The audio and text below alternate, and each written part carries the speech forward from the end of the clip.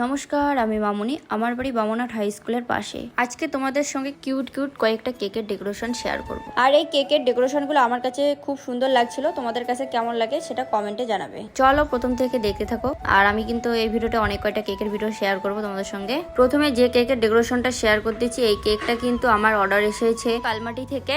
আর এটা হচ্ছে chocolate flavour. কেমন হয়েছে জানাবে। আর একটা জিনিস তোমাদের সঙ্গে শেয়ার করি, তোমরা কিন্তু সবাই অনেক দূর থেকে আমাকে কেকের জন্য মেসেজ করতেছো। তো দেখো, আমার দ্বারা সম্ভব না এত দূরের কেকের অর্ডার নেওয়া। কেকটা কিন্তু বেশি দূর নিয়ে যাওয়া অসম্ভব। তোমরা যারা কেকের জন্য মেসেজ করতেছো, অবশ্যই কিন্তু আমার ভিডিওর ডেসক্রিপশনটা চেক করে তারপরে মেসেজে যোগাযোগ করবে। আর আমাদের এখানে হোম ডেলিভারি দেওয়ার সুব্যবস্থা নেই। এই কেকটা ছিল ম্যাঙ্গো ফ্লেভারের, আর কেকটা অর্ডার এসেছে পাথরসন থেকে। আর আমি এই কেকের যে ডেকোরেশনের ভিডিওগুলো শেয়ার করতেছি, এগুলো কিন্তু একদিনের না, অনেক দিনের কেকের ভিডিও আছে। আর আমি কিন্তু এই ভিডিওগুলো তোমাদের সঙ্গে ভালো করে শেয়ার করতে পারছি না, তার কারণ আমার মোবাইলের স্টোরেজ ফুল হয়ে গেছিলো, যার জন্য আমি ডিলিট করেছি। আর রিলস ভিডিওগুলো যেগুলো ছাড়া হয়েছে ওখান থেকে ভিডিওগুলো নিয়ে কিন্তু তোমাদের সঙ্গে শেয়ার করতেছি।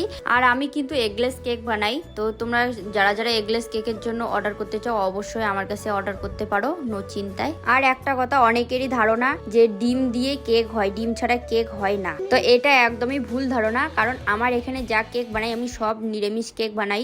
আর যার জন্য বাজারে কেকের থেকে আমার এই কেকের প্রাইসটা একটু বেশি হয়। আর এই কেকটা স্ট্রবেরি ফ্লেভার, আর অর্ডারটা এসেছিল কালমাটি বানিডারি থেকে। আর যেদিন কেকের অর্ডারটা এসেছিল সেদিন কিন্তু আমার হাতে একদম সময় কম ছিল, তার জন্য একটা সিম্পল কেকের ডেকোরেশন আমি করেছি।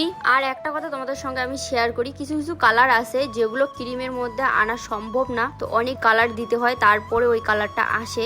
অ্যাকচুয়ালি ডিপ কালার যাকে আমরা বলি। আর এই ডিপ কালার গুলো দিয়ে কেক যদি আমরা ডেকোরেশন করি, কেকটা খাওয়ার সময় ক্রিমের কালারটা হাতে আর মুখে লাগে, আর ক্রিমের টেস্টটাও কিন্তু খারাপ হয়। আর তোমরা কিন্তু দেখতে পেয়েছো, প্রথমে কিন্তু আমার সাদা ক্রিমটা দিয়ে আমি পুরো কেকটা সুন্দর করে আমি ফিনিশিং দিয়ে নিয়েছি। তারপরে আমি অল্প ক্রিমে স্কাই ব্লু কালারটা ডিপ করে নিয়ে তার উপরে হালকা একটা লেয়ার দিয়েছি। এইভাবে ডেকোরেশন করলে কেকের ক্রিমটা কিন্তু ভালো থাকে, আর খেতে কিন্তু কোনো খারাপ হয় না। তো কেমন হয়েছে কেকটা অবশ্যই জানাবে। তারপরে এই কেকের অর্ডারটা এসেছিল বগনিরহাট থেকে, আমাদের চেনা জানা। এই কেকটা অর্ডার করেছিল কিন্তু আমার ভিডিও দেখে, তো কোনো বার্থডে ওকেশন ছিল না, এমনিতে বাড়িতে খাওয়ার জন্যই নিয়েছি। তো এই কেকটা হচ্ছে ব্ল্যাক ফরেস্ট কেক। আর তোমরা কেকে ব্ল্যাক ফরেস্ট কেক খেতে ভালোবাসো, অবশ্যই কমেন্টে জানাবে। আর এই কেকটা রিভিউ তোমাদের সঙ্গে শেয়ার করলাম। তারপরে এই কেকের অর্ডারটা এসেছিল নটকোবাড়ি থেকে।